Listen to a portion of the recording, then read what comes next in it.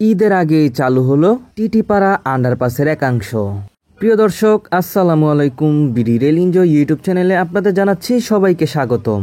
আজকে আমরা দেখব টিটিপাড়া আন্ডারপাসের কাজের সর্বশেষ অগ্রগতি। আপনারা ভিডিওতে দেখতে পাচ্ছেন যে টিটিপাড়া আন্ডারপাসের একাংশ দিয়ে এখন যানবাহন চলাচল করছে। আজকে আমরা এই রাস্তা ধরে হেঁটে টিটিপাড়া আন্ডারপাসের নিচ দিয়ে অপর পাশে যাব। আর শুরুতে আমরা রয়েছি টিটিপাড়ার উপরে। এখানে দেখতে পাচ্ছেন যে আন্ডারপাসের উপর অংশে ড্রেনেজ ব্যবস্থা রাখা হয়েছে, সাধারণত বৃষ্টি হলে যাতে ড্রেনের পানিগুলো আন্ডারপাসের ভেতরে না চলে যায়, সেই কারণে আন্ডারপাসের উপর অংশে ড্রেনেজ ব্যবস্থা রাখা হয়েছে। এতে করে বৃষ্টির পানিগুলো এই ড্রেনের মাধ্যমে আন্ডারপাসের ভেতরে না পড়ে উপর দিয়েই পানিগুলো নিষ্কাশন হয়ে যাবে। প্রিয় ভিউয়ার্স, আমরা এখন রয়েছি কমলাপুর ফুটবল স্টেডিয়ামের ঠিক অপোজিট পাশে, যেখানে টিটিপাড়া আন্ডারপাসের প্রবেশ অংশ। আর আমরা যে পথটি ধরে হেঁটে যাচ্ছি এটা হচ্ছে Kamalapur stadium to Kamalapur rail স্টেশনের মূল স্টেশন ভবনের যাওয়ার পথ। এই পথটি খুলে দেওয়ার সবচেয়ে বড় কারণ আসন্ন ঈদে সাধারণভাবে ঢাকায় যানজটের চাপ অনেক বৃদ্ধি পায়। সবচেয়ে বেশি যানজট লেগে থাকে কারণ কুরবানির ঈদে বাংলাদেশের বিভিন্ন প্রান্ত থেকে ঢাকায় গরু নিয়ে আসা হয় ট্রাকের মাধ্যমে। তারপর ঢাকা থেকে অনেক মানুষ ঈদ উদযাপন করতে নারীর টানে বাড়ি ফিরে বিভিন্ন পরিবহনের মাধ্যমে। এতে করে শহরের রাস্তায় যানজটের চাপ আরও বৃদ্ধি পায় এবং সেটা লাঘবের জন্যই টিটিপাড়ার এক লেন খুলে দেওয়া হয়েছে। তাছাড়াও টিটিপাড়ার এক লেন খুলে দেওয়ার আরও বড় কারণ হচ্ছে যে কমলাপুরে কিন্তু ঐতিহ্যবাহী গরুর হাট বসে থাকে, যেটি কমলাপুরে রেলপথের দুই প্রান্তেই বসে থাকে। সাধারণত টিটিপাড়া হয়ে আসা গরুর ট্রাকগুলো এই আন্ডারপাস দিয়ে মতিঝিলের দিকে অগ্রসর হয়ে যাচ্ছে। এতে করে যানবাহনগুলোকে আর অনেকটা পথ ঘুরে আসতে হচ্ছে না, একদম নিমিষেই টিটিপাড়া আন্ডারপাস ব্যবহার করে চলে যেতে পারছে। শুধু তাই নয়, এখানে আন্তজেলা যে সকল বাসগুলো রয়েছে সেই বাসগুলো এই টিটিপাড়া আন্ডারপাস ব্যবহার করে ছুটে যাচ্ছে তাদের গন্তব্যে। এতে করে বাড়তি যে যানজট রয়েছে সেই যানজট থেকে মুক্তি পাবে সাধারণ যাত্রী এবং জনগণ সবাই। দর্শক, আপনারা লক্ষ্য করলে দেখতে পাবেন যে আমাদের ডান পাশে যে উঁচু স্তম্ভর মতো রয়েছে এটি হচ্ছে আরেকটি রোডের অংশ।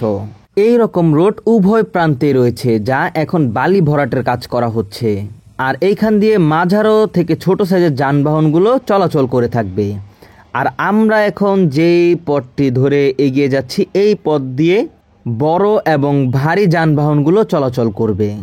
দর্শক, আমরা একেবারে কাছাকাছি চলে এসেছি আন্ডারপাসের। আর আজকের ভিডিওতে আমরা প্রথমবারের মতো আন্ডারপাসের নিচ দিয়ে হেঁটে যাব। তাছাড়া ভিতরে কি কি রয়েছে তাও আপনাদেরকে দেখানোর চেষ্টা করব। আর আমরা এখন প্রথমবারের মতো আন্ডারপাসে প্রবেশ করে দেখতে পাচ্ছি যে ভেতরে লাইটের ব্যবস্থা রয়েছে। শুধু লাইটের ব্যবস্থা বললেও ভুল হবে, আমরা দেখতে পাচ্ছি এইখানে ড্রেনেজ ব্যবস্থাও রয়েছে, যেটা আপনারা একেবারে শুরু থেকে এখান পর্যন্ত দেখতে পাচ্ছেন। এখন আপনাদের প্রশ্ন হতেই পারে যে এইখানে বৃষ্টির পানিগুলো নিচ অংশে এসে কিভাবে এই পানিগুলোকে নিষ্কাশন করবে।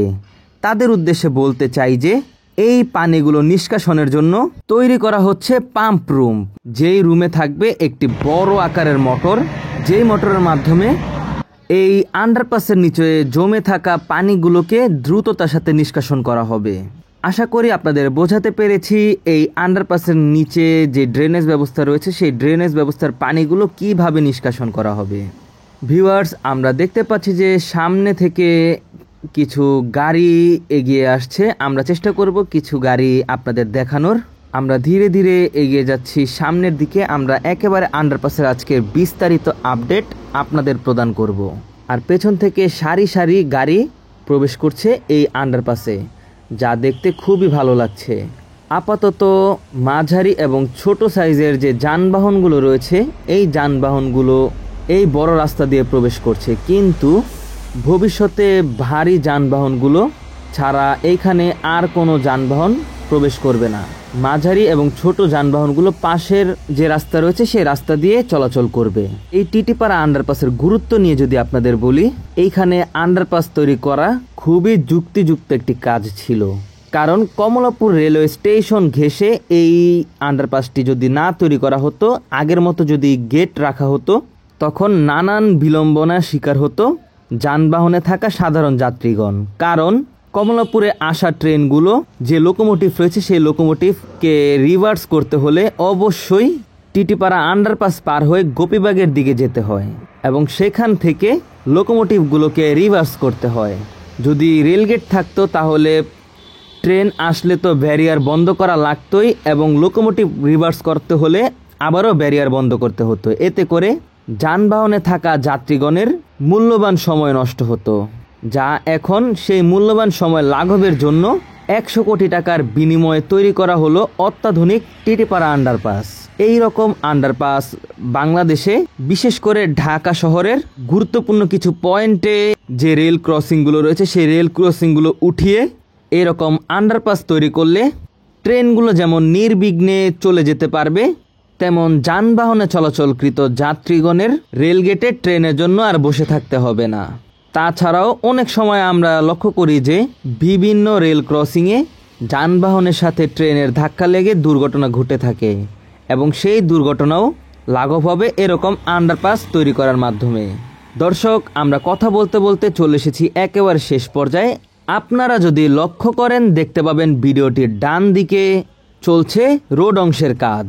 আপাতত ডান দিকে এখন রোড অংশে ঢালাই করার কাজ সম্পন্ন হয়েছে। তাছাড়াও পাশে যে ব্লক লাগানোর কাজ সেইটি করা হচ্ছে। খুব শীঘ্রই যে নতুন রাস্তাটি এখন তৈরি করা হচ্ছে সেই রাস্তাটিতেও পিচ ঢালাই করার কাজ শুরু হবে এবং পিচ ঢালাই করার কাজ সম্পন্ন হলেই উভয় পাশের রোড একেবারে যানবাহনের জন্য খুলে দেওয়া হবে। আর দেখতে দেখতে আমরা চলে আসলাম কমলাপুরের আরেক অংশে, যেখানে সামনে গরুর হাট বিদ্যমান রয়েছে। ভিউয়ার্স, আমরা এখন কমলাপুরের যে অংশে চলে এসেছি তার পাশে কীরকম কাজ করা হচ্ছে সেইটিরও আপডেট আজকে আমরা দিব। যারা যারা ভিডিওটি এখনও কন্টিনিউয়াস করছেন তাদের সবাইকে জানাচ্ছি অসংখ্য অসংখ্য ধন্যবাদ। এই ছিল টিটিপাড়া আন্ডারপাসের নিচ অংশের সর্বশেষ আপডেট। তাহলে চলুন আমরা এখন দেখে আসি পাশে কী রকম কাজ করা হচ্ছে।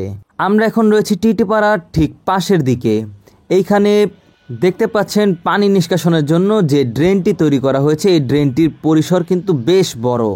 এইসব অংশে ড্রেন তৈরি করা খুবই জরুরি ছিল, কারণ এইখানে যদি ড্রেন তৈরি করা না হতো সাধারণ বৃষ্টি হলে এইখান থেকে পানিগুলো টিটিপাড়া আন্ডারপাসে প্রবেশ করত। এতে করে সাধারণ যে পানিগুলো আন্ডারপাসে প্রবেশ করবে তার থেকে আরও বাড়তি পানি প্রবেশ করত। এতে করে যে মোটরটি স্থাপন করা হবে সেই মোটরের চাপ আরও বেশি পড়তো।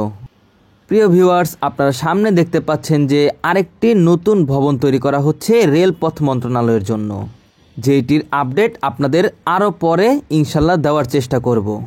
আমরা ধীরে ধীরে সামনের দিকে এগিয়ে যাচ্ছি আর আমরা অলরেডি ভিডিওটি শেষের দিকে চলে এসেছি।